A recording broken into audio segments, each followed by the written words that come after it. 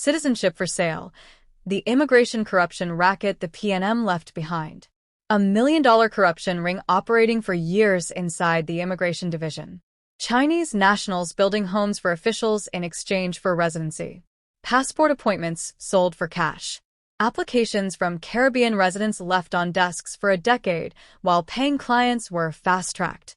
All of this happened under the PNM's watch. WZYE-TV noted it.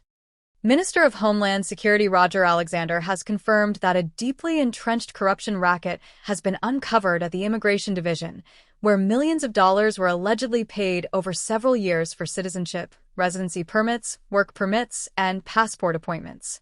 In response to questions from the Express, Alexander revealed that investigations were conducted into immigration officials and employees who had been charging members of the public for services that are meant to be provided by the state. The minister described the division as rotten to the core and confirmed that a major shakeup had been undertaken, with several officials sent on leave. The scale of the corruption is staggering.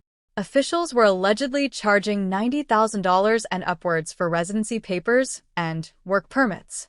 Corrupt employees would hold documents that had already been signed by the minister, telling applicants the paperwork was still awaiting signature, then collecting payments before releasing them. Some transactions took place in a private car park in Port of Spain. The racket had operated undetected for years due to a complete lack of oversight, accountability, and transparency within the system. Alexander noted that some officers were smart and seasoned, never collecting money directly but hiding papers until payments were made through various means. The revelations extend beyond cash payments.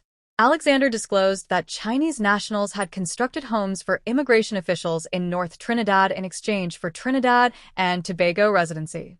People entered the country and secured residency papers without ever being interviewed. Corrupt employees blocked online passport appointment slots and sold them for cash. Applications from Caribbean residents were discovered sitting on desks for the past 10 years while paying clients were approved, some without interviews. Alexander called it $1 million racket happening for years.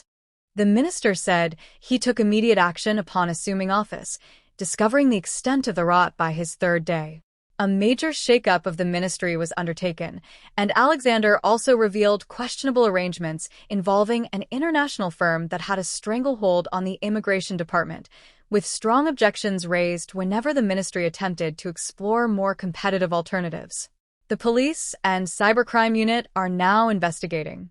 Alexander said the system for ministerial signatures and document processing is now monitored daily, and persons of interest will soon be interviewed by law enforcement. The ministry is also moving to implement e-passports to replace machine-readable passports, providing greater accountability and modernizing the system. Alexander urged members of the public and ministry employees to become whistleblowers and provide information to law enforcement. Prime Minister Kamla Persad-Bissessar, who heads the National Security Council, is fully aware of the situation and has stated that corruption within the system will not be tolerated. Alexander warned that anyone attempting to continue such behavior would face the full force of the law. WZYE-TV analysis. The facts of this matter deserve careful attention because what Minister Alexander has described is not a problem that materialized overnight. This is a corruption infrastructure that was built, maintained, and left to flourish over years of PNM governance.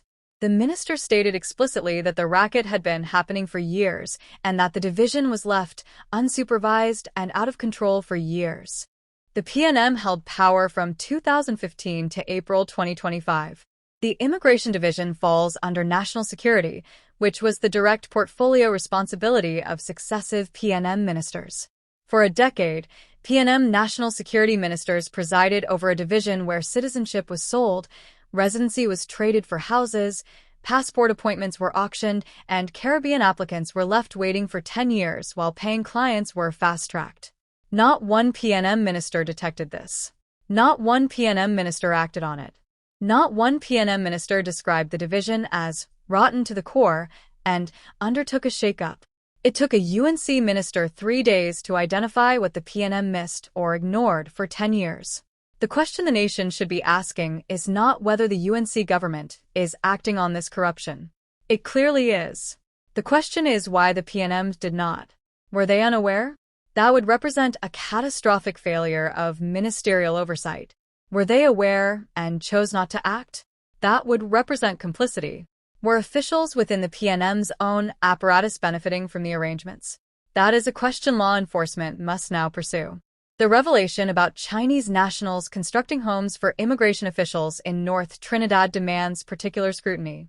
Who were these officials? When were the homes built? Under whose ministerial watch did these arrangements take root?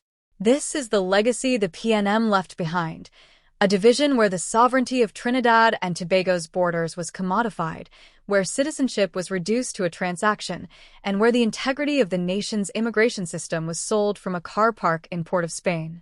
The UNC government, to its credit, identified the rot within days, initiated investigations, sent officials on leave, engaged law enforcement, and is now modernizing the system. That is governance. That is accountability. And it stands in stark contrast to a decade of PNM silence over $1 million racket operating under their noses. WZYE-TV noted it. WZYE-TV recorded it.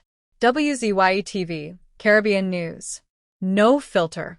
No fear.